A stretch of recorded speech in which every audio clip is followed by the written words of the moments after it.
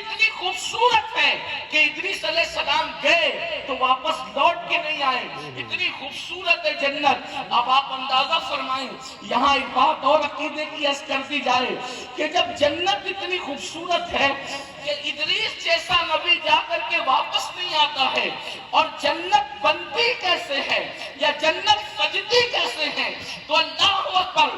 میرے امام جنت کی روشنی اور اس کی سجاوٹ کا ذکر کرتے ہوئے کہتے ہیں کہ بچا جو تلوے کا ان کے دھون, بچا جو تلووں کا ان کے دھون, بنا وہ جنت کا رنگ روغن.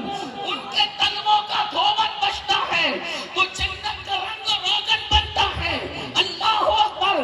جب تلوے کے دھون کے رنگ اور روغن سے سجی جنت کا حال یہ ہے تو حسن مصطفیٰ جان رحمت کا حال کیا ہے؟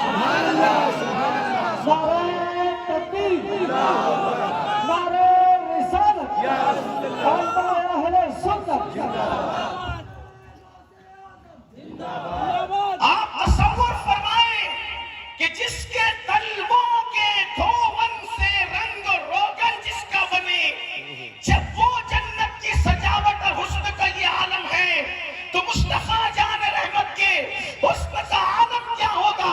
اسی لیے تو میرے امام کہتے ہیں وہ کمال حسن حضور ہے کہ گمان نقص جہاں نہیں, اور یہی پھول کاٹ سے دور ہے, یہی شمع ہے کہ دھواں نہیں. کیا حسن مصطفیٰ کی شان ہوگی. لیکن میں جنت کا تذکرہ کر رہا تھا اور وہ مالک جنت ہے. مصطفیٰ جان رحمت مالک جنت ہے, اس لیے کہ آپ نے اصلاح معاشرہ کے ساتھ ساتھ عظمت مصطفیٰ جان رحمت کا تذکرہ بھی رکھا ہے. بلکہ ہم تو یہ کہتے ہیں واللہ کوئی دنیا میں اصلاح ہو ہی نہیں سکتی جس میں ذکر مصطفیٰ جان رحمت نہ ہو. سب سے پہلے ذکر مصطفیٰ جان رحمت ہے.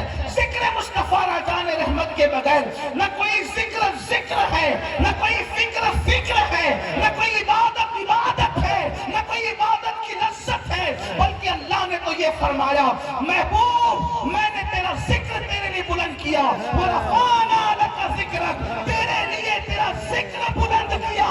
کیسے بلند کیا؟ فرمایا جہاں جہاں میرا ذکر ہوگا وہاں وہاں تیرا ذکر ہوگا. اشہدو ان لا الہ الا اللہ اگر اذان میں کہا جائے گا تو اشہدو ان محمد رسول اللہ بھی کہا جائے گا.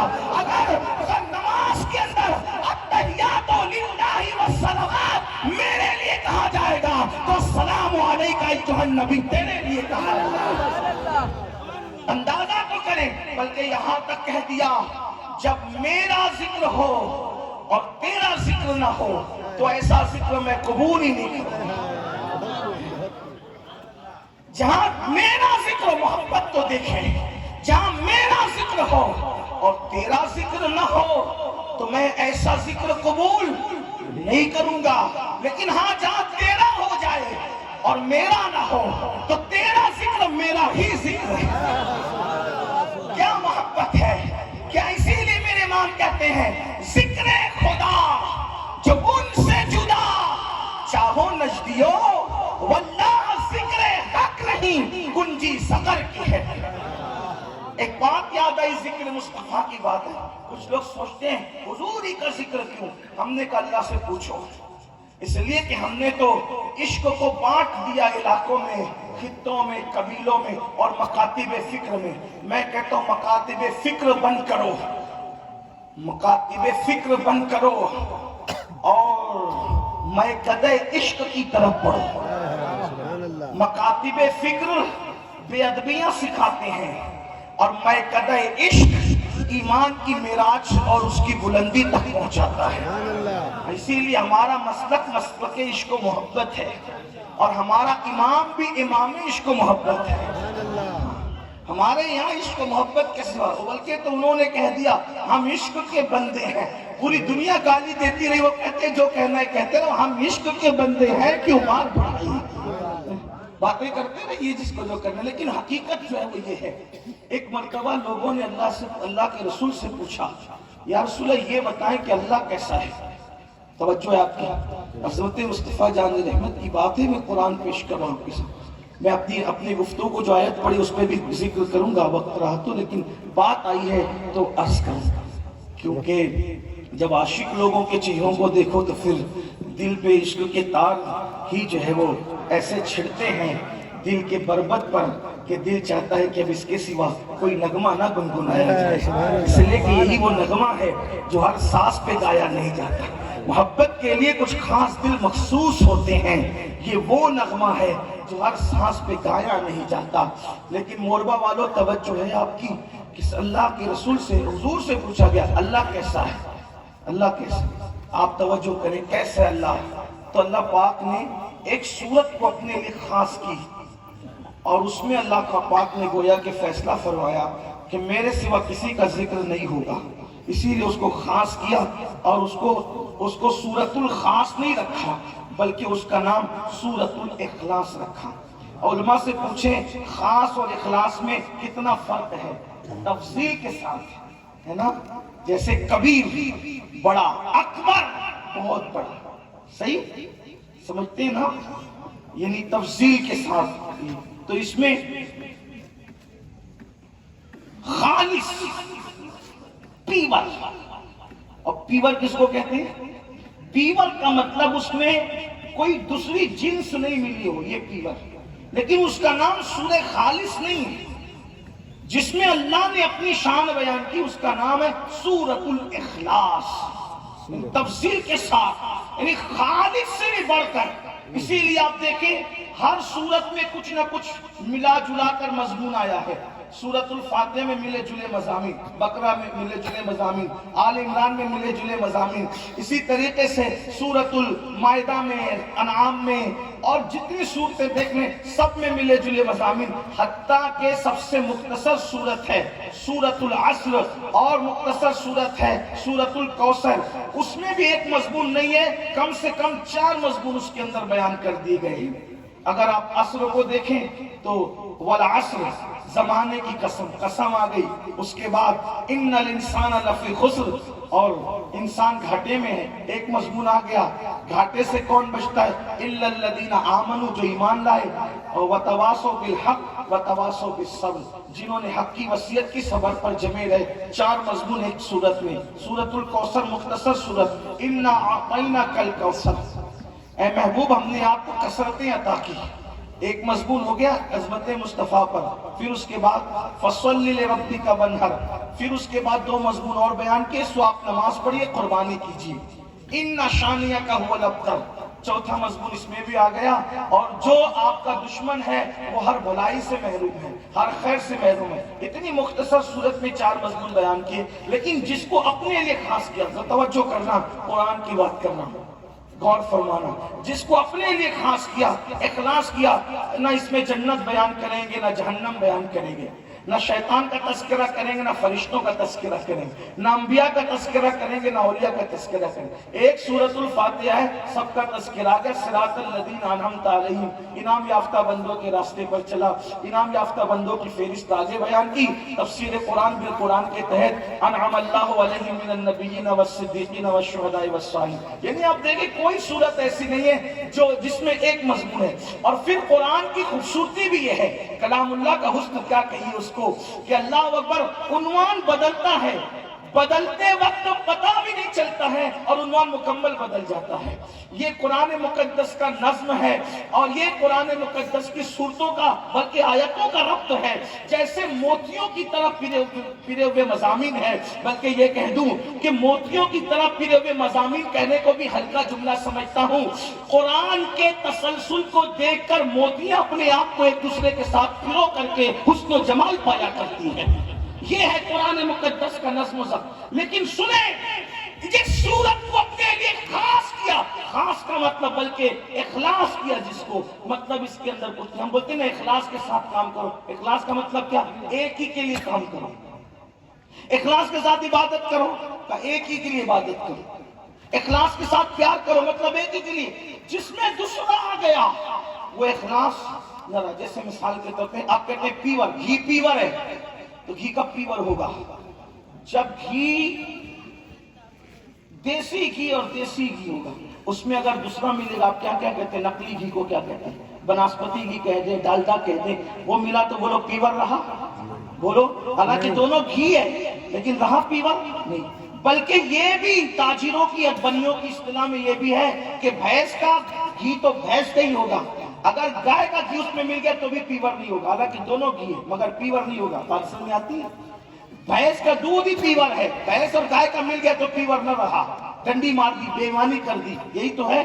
لیکن سوچو تو صحیح، ایک ہی چیز ہو تو پیور ہے، دوسری آ گئی تو پیور نہیں۔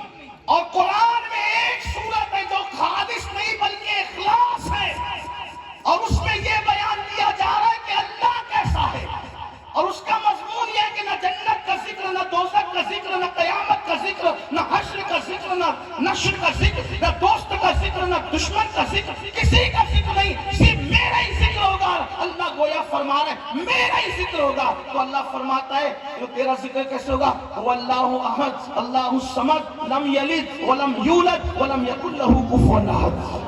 کیسا ہے اللہ؟ تو کہا وہ ہے اور ایک ہے، اور وہ بے نیاز ہے، اور نہ وہ کسی سے جنم لیتا ہے اور نہ اس سے کسی نے جنم لیا ہے، اور وہ اس کی کوئی جونو جاتا نہیں ہے اور کوئی اس کا ہمسر نہیں ہے، پورا اپنا بیان کر دیا۔ لیکن جب اخلاص میں جبریل، میکائیل، اسرافیل، اسرائیل، ابراہیم، آدم، نوح سب کسی کو بیان نہیں کیا، جب صرف اپنے آپ کو بیان کرنا ہوا تو اپنے آپ کو بیان کرنے سے پہلے کسی کا ذکر خود لاتا ہے اور لا کر بتاتا ہے کیا ہو اللہ احد کہنے سے پہلے خود ہی کہتا ہے قل، اے محبوب آپ فرما دے، اے محبوب آپ فرما دے، اے محبوب آپ فرما دے، یعنی میرے ذکر سے پہلے تیرا ذکر ہوگا کہ محبوب آپ فرما دے۔ اللہ یہ تو اخلاص ہے، کسی اور کا ذکر کیسا؟ تو گویا قرآن اشارہ دے رہا ہے محمد خدا نہیں ہے، یہ سچ ہے، مگر خدا سے جدا بھی نہیں ہے، یہ سچ ہے۔ نعرہ تکبیر، نعرہ رسالت، علماء اہل سنت۔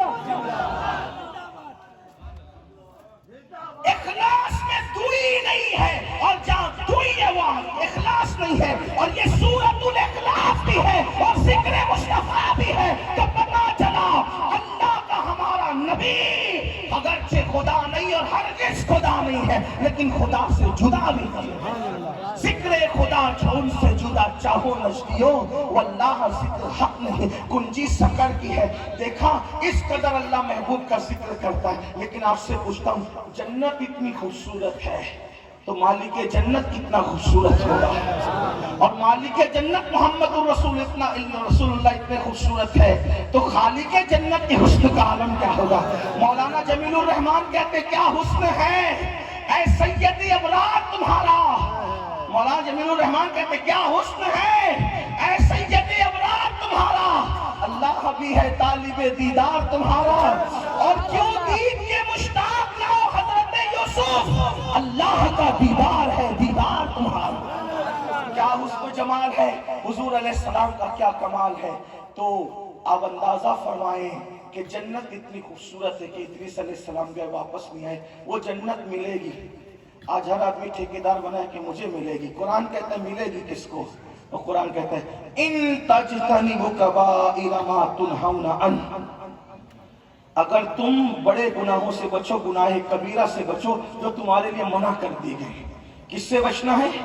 توجہ کریں، ایمان اور عقیدہ اگر سلامت ہے ایک ہی کنڈیشن پہ جنت ملنی ہے، کیا؟ گناہ کبیرہ سے بچو جو تم پر منع کر دیے گئے ہیں۔ پھر کیا کہا؟ وَنُكَفِّرْ عَنْكُمْ سَيِّئَاتِكُمْ، بڑے گناہوں سے تم بچو گے اس کے بعد کے سارے گناہ ہم یوں ہی معاف کر دیں گے۔ اگر کبیرہ سے بچو گے دوسرے ہم خود ہی معاف کر دیں گے۔ پھر کیا وعدہ کیا؟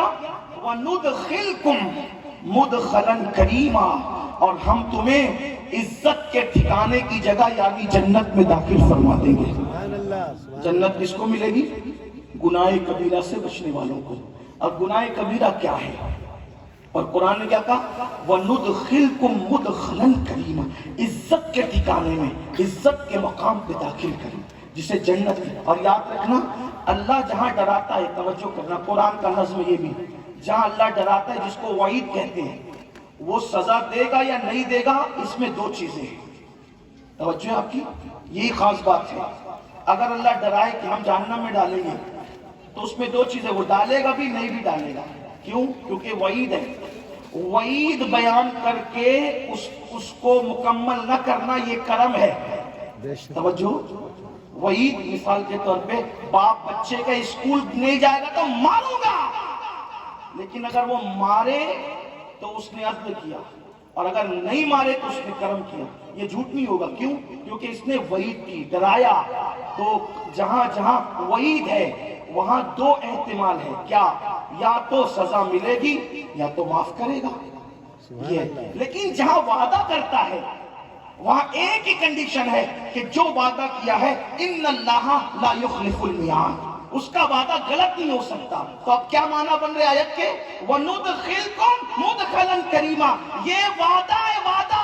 وعید میں دو چیزیں، یا تو ہوگا یا تو نہیں ہوگا. اگر سزا دے تو عدل ہے، معاف کر دے تو کرم ہے. اور حالانکہ وہ خود کہتا ہے حدیث قدسی میں سبقت رحمتی علی غضبی، کہ میری رحمت میرے غضب میں سبقت دے گئی ہے. یعنی کہ وہاں تو تم کرم ہی کرم کا جلوہ دیکھو گے، مگر وہ وعدے کے خلاف نہیں کرے گا. تو اعلان کیا جاتا ہے اگر تم گناہ کبیرہ سے بچو گے تو ہم تمہیں عزت کے ٹھکانے جنت میں داخل کریں گے. یہ اللہ کا وعدہ ہے. گناہ کبیرہ سے دنیا میں بچتے چلے جاؤ اور جنت کی راہ کے مسافر بنتے چلے جاؤ. صحابہ کرام نے پوچھا یا رسول اللہ گناہ کبیرہ کیا ہے، یعنی بڑے گناہ کیا ہے؟ تو پہلے سن لے، صغیرہ کبیرہ یہ تو محققین فقہا نے بیان کیے ہیں، لیکن حقیقت میں کوئی گناہ چھوٹا نہیں ہے. اسی لیے کسی گناہ کو چھوٹا سمجھ کر کبھی نہ کیا جائے. کسی بڑے مفکر نے کہا تھا ٹھوکر ہمیشہ چھوٹے پتھروں سے لگتی ہے، بڑے پہاڑوں سے ٹھوکر نہیں لگا کرتی. اس لیے کسی گناہ کو حقیر سمجھ کر، کسی گناہ کو چھوٹا سمجھ کر نہیں کیا جائے. اس لیے کہ یاد رکھنا اللہ کس پر پکڑ کر لے، اللہ پاک کس پر پکڑ کر لے، اس کی کوئی گارنٹی نہیں ہے. اس سلسلے میں ایک واقعہ صوفیہ بیان کرتے ہیں. ایک مرتبہ کا واقعہ ہے. اللہ اکبر. ہوا کیا ہے؟ اللہ اللہ، ایک بزرگ تھے 70 سال تک، جنہوں کا حال یہ تھا دن کو روزہ رکھا، راتوں کو عبادت کی. جب انتقال ہو گیا تو موت کے بعد کسی نے خواب میں دیکھ کر پوچھا حضرت اللہ نے آپ کے ساتھ کیا معاملہ کیا؟ تو بزرگ فرماتے ہیں ابھی تک بخشش نہیں ہوئی، ابھی تک مغفرت نہیں ہوئی. تھوڑا سا خوگرے حمد سے تھوڑا سا گلا بھی سن لو. آج ہم کیا سوچتے ہیں؟ جو نماز پڑھتے پڑھتے مرا یقیناً جنت میں جائے گا. ہاں ہاں، جو تلاوت کرتے کرتے مرا یقیناً جنت میں جائے گا. روزے کی حالت میں مرا یقیناً جنت میں جائے گا. یاد رکھنا جنت میں جانے کے آثار ہے، لیکن وہ غیرت والا خدا پتہ نہیں کیا فیصلہ کرے. یاد رکھیے بڑے بڑے عبادت گزاروں کو مغفرت کے بغیر روک دیا گیا ہے. بے شمار واقعات ہیں. اس لیے یاد رکھنا مغفرت کی کسی کے ساتھ گارنٹی نہیں ہے نام لے کر کہ امین القادری کی مغفرت کریں گے، فلاں کی کریں گے، فلاں کی کریں گے، فلاں کی کریں گے. ساری عبادتیں کر کے بھی اگر وہ مغفرت کو روک دے تو یاد رکھنا کچھ ملنے والا نہیں ہے. بلکہ ایک بات آپ سے کہوں، اللہ نے محبوب سے چند چیزوں کی دعا کرنے کا حکم فرمایا.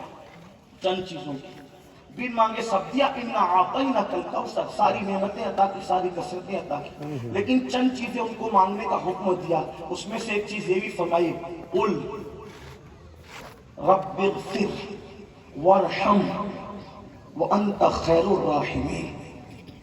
کس کو حکم ہو رہا ہے؟ اے محبوب یوں عرض کریں اے میرے رب میری مغفرت فرما.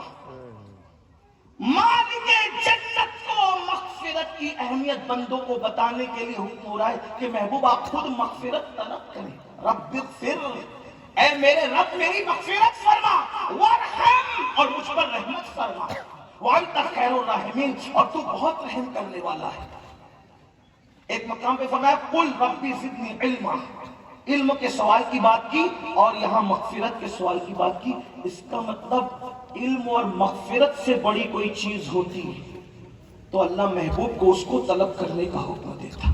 بے طلب سب دیا. حالانکہ حضور کے لیے وعدہ بھی کیا قرآن میں سورۃ الفتح میں کہ ہم نے آپ کے سبب آپ کے اگلوں کے اور آپ کے پچھلوں کی خطائیں بخش دی. مغفرت کا حضور سے وعدہ کر لیا گیا ہے، لیکن تعلیم امت کے لیے مغفرت کی دعا مانگنے کا حضور علیہ السلام کو کہا جا رہا ہے. اس سے پتہ چلا کہ مغفرت کسی کی بھی یقینی نہیں ہے. اگر اللہ چاہے بخش دے، وہ چاہے تو کروڑوں شرابیوں کو پاپیوں کو بخش دے، اور وہ چاہے تو 400 سال 500 سال عبادت کرنے والوں کو روک لے. اس لیے جب تک دونوں پیر جنت میں نہ پہنچ جائیں اس وقت تک بے فکر ہو کر اپنے آپ کو جنتی سمجھنے کی ضرورت نہیں ہے. امید بھی کی جائے اور خوف بھی کی جائے. مجموع الزوائد میں ایک روایت لکھی ہوئی ہے، اللہ کے رسول علیہ السلام فرماتے ہیں جو اپنے آپ کو قطعی اور یقینی جنتی سمجھے، میں محمد اعلان کرتا ہوں کہ وہ جہنمی ہے. کیونکہ ایمان خوف اور رجا کے درمیانی کیفیت کا نام ہے. لوگ آج جنت کے بارے میں پتہ نہیں کیا سوچتے، بلکہ آج تو جنت کی توہین کی جاتی ہے. ارے یہ جنت لے کر ہم کیا کریں گے؟ میں کہتا ہوں خدا کرے جنت مل جائے تو بیڑا پار ہو جائے. حضور علیہ السلام نے خود جنت کی دعا فرمائی ہے، بار بار دعا کی. رمضان المبارک میں صحابہ کو تاکید فرمائی کہ جنت کا سوال کرو. یاد رکھیے میرے آقا صلی اللہ علیہ وسلم کے دیوانوں، ایک وہ بزرگ 70 سال تک کے روزے رکھے، عبادتیں کی، مرنے کے بعد موت کے بعد خواب میں دیکھا کہ ابھی تک مغفرت نہیں ہوئی. کہا حضرت مغفرت نہیں ہوئی؟ کہا ایک گناہ ہو گیا تھا. ایک گناہ. کہا آپ سے گناہ؟ ہاں. کیا گناہ؟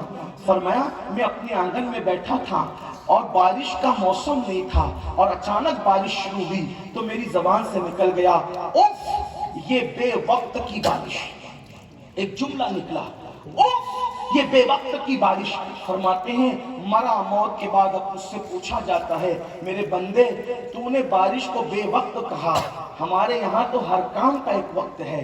جب تک تو بارش کو بے وقت ثابت نہیں کرے گا اس وقت تک تیری مغفرت نہیں ہوگی. آپ سے پوچھنا چاہتا ہوں اگر بے وقت بارش کسی اللہ والے کی زبان سے نکل جائے تو اس کی مغفرت روک دی جاتی ہے. مسلمانوں ذرا تصور کرنا، اپنی ماں اور بہنوں سے بھی پوچھتا ہوں ہم کیا کیا بولتے ہیں دن بھر میں. اس کی غیبت، اس کی غیبت، اس کی چغلی، اس کی برائی، اس کی عزت پہ حملہ، اس کی آبرو پہ حملہ.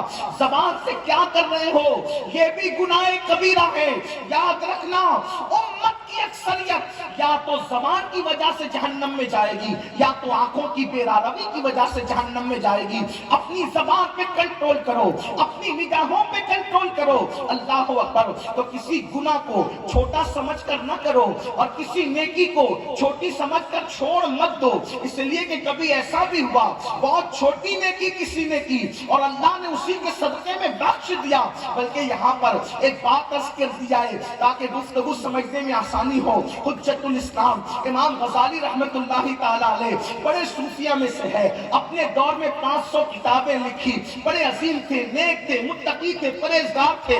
آج بھی ان کی کتابوں میں وہ تاثیر ہے کہ مضامین بیان کر دو تو لوگوں کے دل پر چوٹ کرتے ان کے بیان کردہ مضامین. جب ان کا انتقال ہوا، اللہ اکبر، انتقال ہوا تو انتقال کے بعد کیا ہوا؟ اللہ اکبر، اللہ اکبر. کسی نے سوال کیا کہ اے امام غزالی اللہ نے آپ کے ساتھ کیا کیا؟ فرمایا بیٹا ساری عبادتیں تو درجے بلند کر گئی، ساری کتابیں لکھنا تو درجے بلند کر گئی، ساری نیکیاں تو درجے بلند کر گئی، مغفرت اس بات پر ہوئی جس کی توقع نہ تھی. ایک بہت چھوٹی سی نیکی کی وجہ سے مغفرت ہوئی. کہا وہ کیسے؟ کہا کہ ایک دن میں کتاب لکھ رہا تھا، کتاب لکھتے لکھتے میری کاغذ پر اللہ اکبر ایک چونٹی آئی جس کے منہ میں دانا تھا اور وہ دانا لے کر کے چل رہی تھی. میں نے سوچا غزالی اٹھا قلم اور دبا دے اس چونٹی کو. تو میں نے قلم اٹھایا چونٹی کو دبانے کے لیے، لیکن فوراً خیال آیا غزالی ایک ننھی سی چونٹی کو مار کر تجھے ملنا کیا ہے؟ ایک کمزور سی چونٹی کو مار کر تجھے ملنا کیا ہے؟ یہ اللہ کی مخلوق ہے. میں نے سوچا چلو نہیں مارتے، پھونک دیتے ہیں. جیسے ہی پھونکنا چاہا تو دل میں خیال آیا کتنی محنتوں کے بعد یہ چونٹی کے منہ میں دانا آیا ہوگا، کتنی محنتوں سے اس نے ڈھونڈا ہوگا. تو پھونک دے گا، چونٹی الگ جائے گی، دانا الگ جائے گا. ایک مخلوق خدا کے منہ سے دانا چھیننے کا وبال اپنے سر نہ لو غزالی. میں نے نہ پھونکا نہ قلم اٹھا کر کے اس کو مارا، قلم رکھ دیا، انتظار کرنے لگا. چونٹی گزرتی رہی، گزرتی رہی، گزرتی رہی، حتیٰ کہ چونٹی گزر گئی. اتنے دیر تک میں اپنے کام میں مصروف نہ رہا اور وہ چونٹی کو میں نے گزرنے دیا. بس اتنا ہی تھا. میرے اللہ کی بارگاہ میں پہنچا تو رب نے فرمایا غزالی میری مخلوق کمزور کیا، جا تو کمزور اور ہم طاقت والے ہیں، ہم نے کچھ پہ رحم کیا اور تیری مغفرت فرما دی۔ چھوٹی پہ رحم کرنے کی وجہ سے اللہ پاک نے میری مغفرت کر دی۔ دیکھا وہاں کتنے بڑے کی پکڑ ہو گئی اور یہاں کتنی چھوٹی سی نیکی کی وجہ سے بخشش ہو گئی۔ اسی لیے کسی بھی نیکی کو چھوٹی سمجھ کر کے جو ہے وہ چھوڑنے کی ضرورت نہیں ہے، کیونکہ قطرے قطرے سے دریا بنتا ہے، اور کسی گناہ کو چھوٹا سمجھ کر کرنے کی ضرورت نہیں ہے، اس لیے کہ پہاڑوں سے ٹھوکر نہیں لگتی بلکہ چھوٹے پتھروں سے ٹھوکر لگا کرتی ہے۔ اب آؤ کبیرہ گناہ کیا ہے، اس کی فہرست میں 7 ہے، ایک حدیث میں 7 ہے، ایک حدیث میں 70 ہے، اسی طریقے سے اور بھی ہے۔ بعض لوگوں نے 500 تک گنائے ہیں، لیکن جتنی اس میں وقت میں گنجائش ہے آئیے اس کا ذکر کرتے ہیں۔ نمبر 1 اکبر الکبائر جو ہے، یعنی سب گناہوں میں جو بڑا گناہ ہے اس کو شرک کہا گیا ہے۔ پتا چلا شرک کبھی نہ کرنا، اور شرک کیا ہے اتنا اشارہ سمجھتے ہیں، باقی ایک عنوان تفصیل طلب ہے۔ شرک یہ ہے کہ اللہ کی ذات و صفات میں، یعنی جو چیز اللہ کے لیے خاص ہے، اللہ کی ذات و صفات میں کسی کو شریک کرنا، یہ شرک ہے۔ اور علماء سے اب اس کی تفصیلات آپ پوچھ سکتے ہیں، حالانکہ کچھ لوگ شرک پر اتنے جری ہیں، شرک کا فتویٰ لگانے میں ہاتھ میں ڈنڈا پہنا تو کہا مشرک ہو گیا، قبر پر گیا تو کہا مشرک ہو گیا، اور یا رسول اللہ کہا تو کہا مشرک ہو گیا۔ خدا جانے شرک کی کیا تعریف ہے۔ ارے نادان، جو چیز اللہ کے لیے خاص ہے اس کو کرنے سے آدمی مشرک ہوتا ہے، تو قبر پہ جانا یہ کون سا شرک ہے؟ بلکہ قبر پہ جانا یہ تو قاطع شرک ہے، اس لیے کہ اللہ قبر سے پاک ہے، اور جس کی قبر مانی جا رہی ہے اس کا مطلب یہ ہے کہ یہ خدا نہیں ہے، تبھی تو اس کی قبر ہے۔ میلاد منایا تو کہا شرک ہو گیا، ہم نے کہا میلاد تو قاطع شرک ہے، کیونکہ خدا کہہ رہے لم یلد ولم یولد، نہ اس کے کوئی ماں باپ ہے نہ اس کی کوئی اولاد ہے، تو جس کی میلاد منایا یہی تو منایا کہ اللہ اکبر، یہ خدا نہیں ہے بندہ ہے۔ اللہ اکبر۔ لیکن حیرت ہے، لوگ سیرا باندھنے کو تک شرک لکھ رہے ہیں، لیکن حیرت ہوتی ہے کیسے لکھنے والے ہیں، بس بات آئی منہ میں بول دیا۔ لیکن یاد رکھنا، اور یہ بھی ہمارے علماء کی بہت حکمت ہے، انہوں نے میلاد کو اتنا بیان کیا، اتنا بیان کیا، اتنا بیان کیا، میں نے سوچا اتنا میلاد بیان کرنے میں کیا حکمت ہے۔ آج تو تھوڑا کم ہو گیا، آپ کے یہاں کیا نہیں پتا، ہمارے یہاں ختنہ ہو تو میلاد پڑھی جائے، میت ہو تو میلاد، تیجا ہو تو میلاد، دسویں ہو تو میلاد، چہلم ہو تو میلاد، کوئی حج کو جائے تو میلاد، کوئی حج سے واپس آئے تو میلاد، شادی ہو تو میلاد، میلاد میلاد میلاد۔ میں نے سوچا اتنا میلاد کیوں بیان کیا جا رہا ہے؟ تو ہمارے علماء کی دانشمندی پہ مجھے رشک آیا،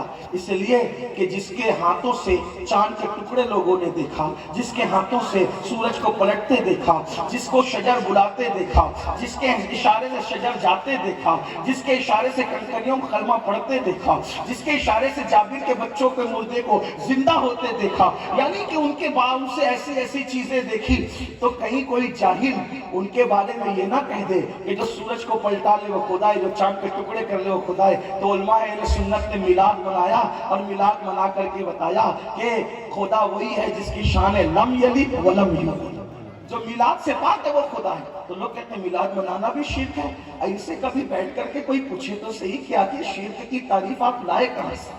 نہ قرآن میں ہے نہ حدیث میں ہے۔ لیکن میری قوم کا بھی عجیب حال ہے، وہ کہتے ہیں نہیں مولانا سب کے ساتھ چلو، سب کے ساتھ جا سکتے۔ میں کہا بالکل چلے جائیں، ذمہ داری تو آپ کی اپنی ہے، بس اتنا خیال رکھنا جب قیامت کے دن حضور کی بارگاہ میں شفاعت کے لینے جاؤ گے، اگر حضور نے پوچھ لیا جو میری ماں کو کافر کہتا تھا تو اس کے پیچھے نماز پڑھتا تھا، تو آپ کے پاس جواب کیا ہوگا؟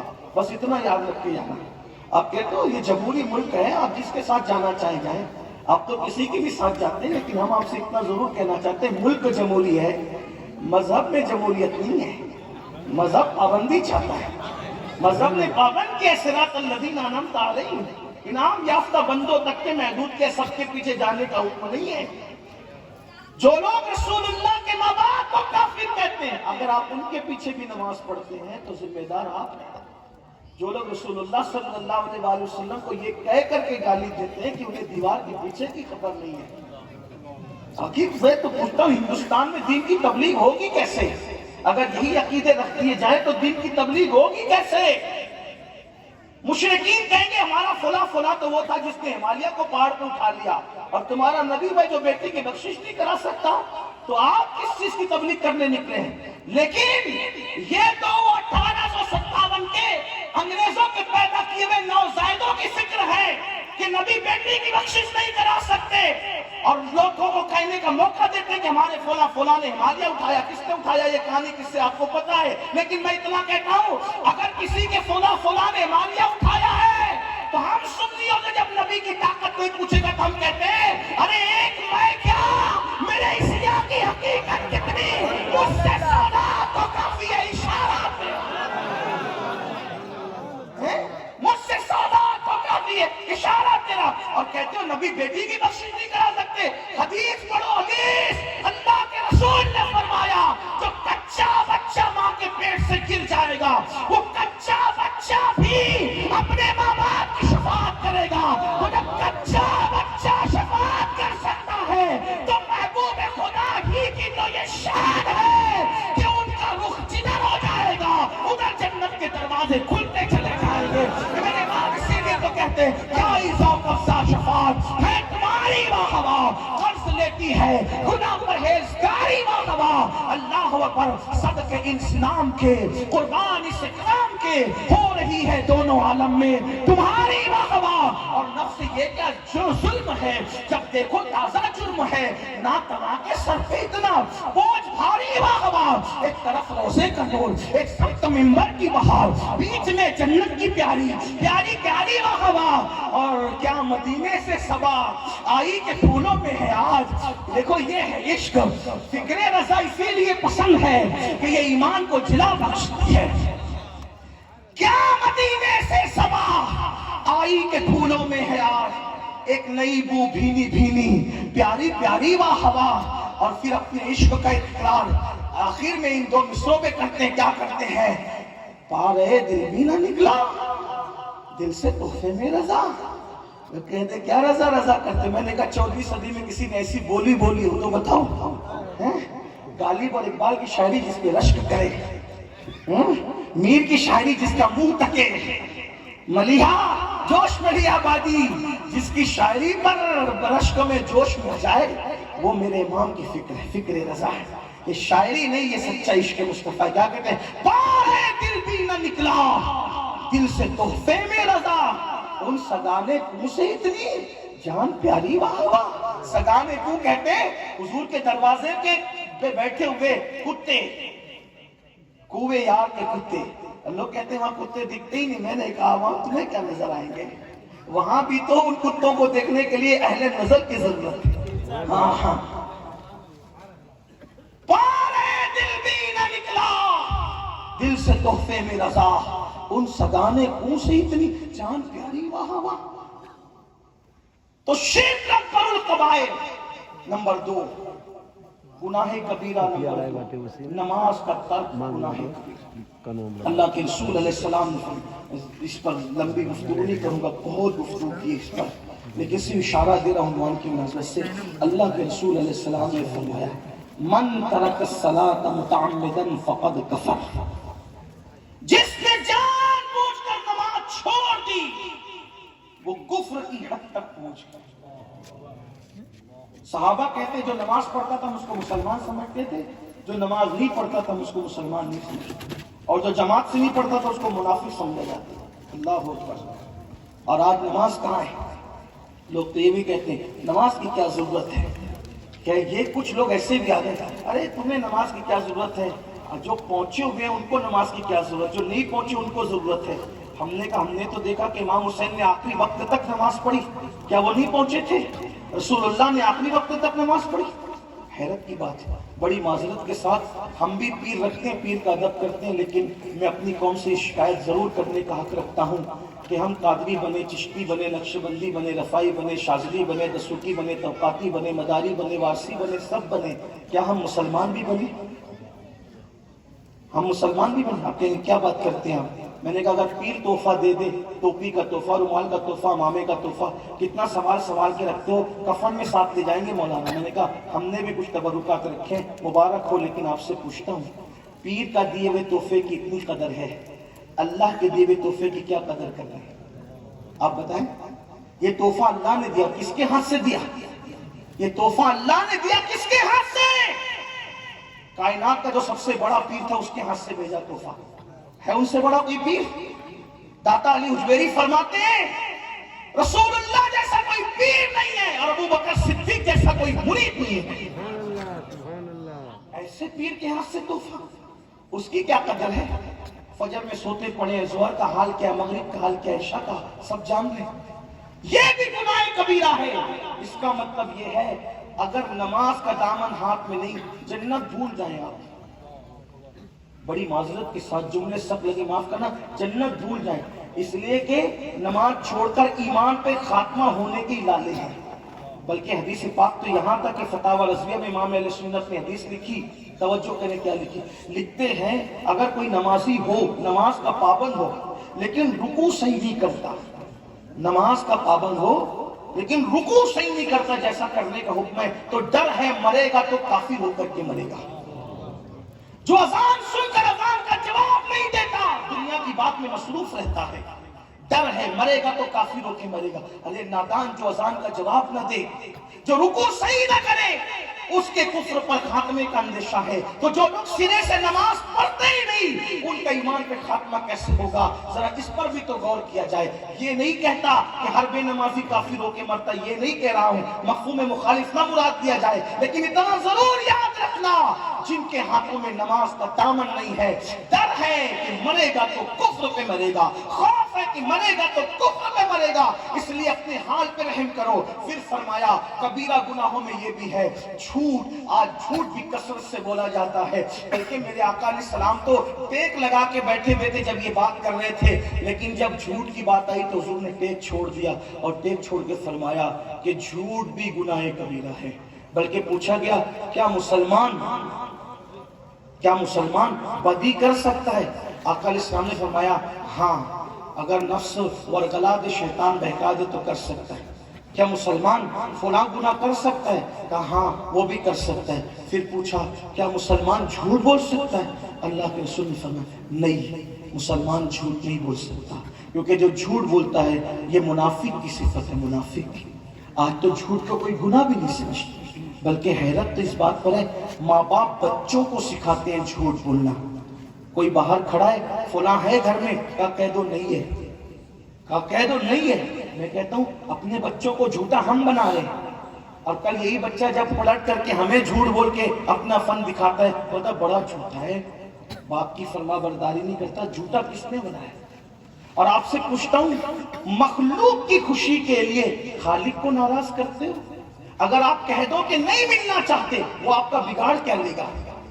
घर में बैठे हैं, अभी निकले नहीं है, पहुंचने का टाइम था, कहाँ पहुंचे? क्या निकल गया, बस रास्ते में हूँ, हालांकि बैठा है घर में। अगर बोल दो कि घर में बैठा हूँ, लेट हो गया यार नहीं निकल सकता, उसमें कौन सी गर्दन उतार लेनी।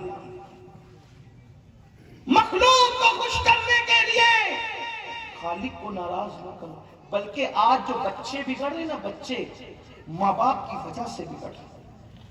घर के अंदर का माहौल इतना गंदा कर रखा है कि हमारे बच्चों को गुनाह के लिए कहीं ट्रेनिंग लेने जाने की जरूरत नहीं है, वो माँ बाप ही से सारी गंदगी सीखते हैं। आजकल बड़ा मसला चल रहा है, बेटियां भाग रही हैं, बेटियां भाग रही हैं। मैंने कहा किसने ट्रेनिंग दी बेटियों को भगाने की? कोई आया था?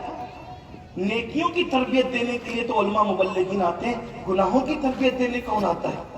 ये सब घर का माहौल है। आज कहते हैं बेटियां भाग गई, जिम्मेदार कौन है? माँ बाप। जब माँ अपनी बेटी को अपने बाजू में लेकर के सीरियल देखेगी और हीरो हीरोइन के भागने के मनाजिर माँ दिखाएगी, तो बेटी ने करना क्या है? वक्त से पहले बच्चे बालिग हो रहे हैं, वो मनाजिर हमने अपने बच्चों को अपने बाजू में लेकर के देखे। फिल्मों ने, सीरियलों ने और गंदी फिल्मों ने बेड़ा गर्क किया है माशरे का। कल तक के बच्चियां शादी होने तक जो चीजें नहीं जानती थी, आज के हमारे बच्चे वो सारी चीजों को अबूर कर गए। अल्लाह माशाअल्लाह, ये सूरत हाल है। और अब तो इतनी भयानक सूरत है कि बच्चियां कोई गुर्बत का बहाना लेकर, कोई शादी न होने का बहाना लेकर, कोई जेवर और कोई मोबाइल और कोई पता नहीं क्या क्या चीजों का बहाना लेकर, अब तो मुसलमान अब किसी दूसरे के हाथ में भी हाथ दे करके 5 बच्चियां जा रही है। हालांकि लोग प्रोपेगेंडा ज्यादा कर रहे हैं कि जा रही है। मैंने कहा हमें भी तो फेरिस्त दिखाओ कितनी गई, चंद गई, लेकिन आपने राय को पर्वत बनाया, राई का पहाड़ बनाया। याद रखना, अब भी पूरी दुनिया में सबसे ज्यादा बागैरत अगर किसी की बेटियां हैं तो मुसलमानों की बेटियां हैं, बाहया किसी की बेटियां हैं तो मुसलमानों की बेटियां हैं। लेकिन बहरहाल हादसात चंद तो हुए हैं कि मुसलमानों की बेटियों ने किसी और का बेगैरत का हाथ पकड़ा। मेरे आका अलैहिस्सलाम के प्यारे दीवानों, ये क्यों हुआ? घर के अंदर फिल्म का माहौल, घर के अंदर जो वो मगरिब का माहौल, घर के अंदर उरियानियत का माहौल, घर के अंदर बेपर्दगी का माहौल। हैरत है, आज एक भाई अपनी बहन को बेपर्दा लेकर के चला जाता है बाहर, एक बाप अपनी बेटी को बेपर्दा लेके घूमता है, एक शौहर अपनी बीवी को बेपर्दा लेके घूमता है। बागों की सैर बेपर्दा हो रही है, पहाड़ों की सैर बेपर्दा हो रही है। सुन लो, अल्लाह अकबर, मेरे आका, हम सब के आका गैब का नबी सल्लल्लाहु अलैहि वसल्लम ने फरमाया, जन्नत के दरवाजे पर ये इबारत लिखी हुई है कि अल्लाह ने जन्नत दज्जूसों के लिए हराम कर रखी है। जन्नत दज्जूस के लिए हराम है, हराम। अल्लाह अकबर। सहाबे किराम ने पूछा, या रसूल अल्लाह, ये दज्जूस कौन है? तो आका फरमाते हैं, जिस घर की औरतें बेपर्दा घूमे, पति में मुब्तला रहे और उनके घर के मर्दों को इत्तला होने के बाद वो उनको न रोके, वो मर्द दज्जूस है, दज्जूस। ना अल्लाह उनकी नमाजें कबूल करता है, ना उनकी दुआएं कबूल करता है। आपसे पूछता हूँ, जब मोटे लिबास की बात हो तो आप कहते हैं ये मौलवी लोग तो दकियानुसी सोच के लोग हैं, अभी लोग मोटे लिबास कैसे पहनेंगे? पर्दे की बात हो तो लोग कहते हैं मौलवी लोग क्या पर्दे की बात करते हैं, मुंह पे पर्दा रखने से दम घुटता है। मैं कहता हूँ, कुदरत ने 3 साल तक ताना देने वालों को बता दिया, दम घुटता है। मास्क पहनते नहीं थे, मुंह छुपा के घूमते नहीं थे, तब दम नहीं घुटता था। तो लोग कहते नहीं मौलाना, बीमारी से बचने के लिए मुंह छुपा लिया। हम कहते हैं नादान, जब बीमारी से बचने के लिए मुंह छुपाया जा सकता है तो अल्लाह के अज़ाब से बचने के लिए बेटियों को पर्दे में क्यों नहीं रखा जा सकता? गुजारिए बीमारी और कहा वो अल्लाह का दर्दनाक अज़ाब। इसलिए याद रखना, हमने अपनी बेटियों को आवारा खुद किया है। हमने सैयदा फातिमा ज़हरा, उम्मुल मोमिनीन खदीजतुल कुबरा, हज़रत उम्मुल मोमिनीन आयशा सिद्दीक़ा, इनकी जिंदगी बच्चियों को बताई नहीं, हमारी बच्चियां जानती नहीं है। अल्लाह अकबर। अगर कोई खातून ये कहकर कि गुर्बत की वजह से मैंने किसी का हाथ पकड़ लिया, तो मैं आपको बताना ये चाहता हूँ, ऐ मेरे आका सल्लल्लाहु अलैहि वसल्लम के दीवानों, अल्लाह अकबर, अगर मेरे नबी की शहजादी तैयबा, ताहिरा, आबिदा, साहिदा, राकिया, साजिदा, नकिया, तकिया, सकिया, उम्मे अबीहा, उम्मुल हसनैन, मखदूमा कायनात, मलका फिरदौस से बरी सैयदा फातिमा ज़हरा अगर चाहती तो रोजाना नया लिबास पहन सकती थी, रोजाना जन्नत का खाना आ सकता था। खुदा ने उनके बाबा को इतना इख्तियार दिया था, वो लोग चाहते तो रोज जन्नत का खाना खाते। लेकिन आप जानते हैं, एक महीने तक सैयदा फातिमा के घर में ऐसे भी हालात गुजरे कि महीना भर तक सैयदा फातिमा के घर तक चूल्हा नहीं जलता था। और अल्लाह अल्लाह, जब चूल्हा जलता भी था तो आटा खुद ही पीसती थी, पानी खुद ही भरती थी। मौलाए कायनात सैयदना अली के मुर्तजा करमल्लाहु ताला वजहुल करीम फरमाते हैं, चक्की चलाने की वजह से फातिमा ज़हरा के हाथों में कट्टे पड़ गए थे और पानी का मशकीज़ा उठाने की वजह से सैयदा फातिमा ज़हरा की पुश्त पर मशकीज़े का निशान पड़ गया था। आप जानते हैं, मेरे नबी की शहजादी, हम सबके आका और मौला मुस्तफा जान रहमत की सबसे चहीती बेटी सैयदा फातिमा ने एक दिन वो भी देखा कि उनके दुपट्टे में जब पेवन लगाने की बारी आई तो घर में पेवन लगाने के लिए पेवन का कपड़ा भी मौजूद न था। तो सैयदा फातिमा ज़हरा ने जब पेवन का कपड़ा भी न मिला तो ऊंट के चमड़े का पेवन अपने दुपट्टे में लगाया। अल्लाह अकबर। आज जो लोग दुनिया में भीख मांगते हैं, उनकी बेटियों के दुपट्टों में भी चमड़े का पेवन नहीं है, लेकिन मालिक जन्नत, मालिक कौसर, मालिक कौनैन की शहजादी, उनके दुपट्टे में एक पेवन ऊंट के चमड़े का है। आखिर पूछना चाहता हूं, ये फक्र और फाका की जिंदगी क्यों थी? उसकी वजह سیدہ فاطمہ اور نبی کے گھر والوں نے اس شان کی زندگی کو گزار کر ہماری غربت پر اپنی سنت کا پردہ ڈال دیا ہے کہ اگر کسی کے گھر میں مہینے بھر چولہا نہیں جلے گا تو کوئی یہ نہیں کہے گا کہ اس کے گھر میں چولہا نہیں جلتا یہ نکما ہے، بلکہ جس کے گھر میں چولہا نہیں جلے گا وہ فخر سے کہہ سکے کہ آج میں نے اپنے نبی کی سنت پر اور آل نبی کی سنت پر عمل کیا ہے۔ اگر کسی کی بیٹی کے دوپٹے میں پیون ہوگا تو لوگ اس کی غربت کا مذاق نہ اڑا سکیں گے، بلکہ اس غربت پر اللہ اکبر نبی اور آل نبی نے اپنی سنت کا پردہ ڈال دیا ہے۔ اگر پیون میں کسی کی بیٹی جائے گی تو لوگ یہ نہ کہیں گے کہ اس کی بیٹی کے پاس کپڑے نہیں ہیں، بلکہ لوگ یہ کہیں گے دیکھو اس صدی میں بھی کوئی سیدہ کی سنت پر عمل کرنے والا موجود ہے۔ اللہ اکبر۔ جانتے ہیں کیا ہوا؟ جب سیدہ فاطمہ الزہرا کے دوپٹے پر چمڑے کا پیون لگا تو میرے آقا آئے اور آ کر اپنی بیٹی کے دوپٹے پر جب چمڑے کا پیون دیکھا تو اللہ کے رسول سید الصابرین سید الشاکرین مصطفیٰ جان رحمت نے بیٹی کے سر پہ جب چمڑے کا پیون والا دوپٹہ دیکھا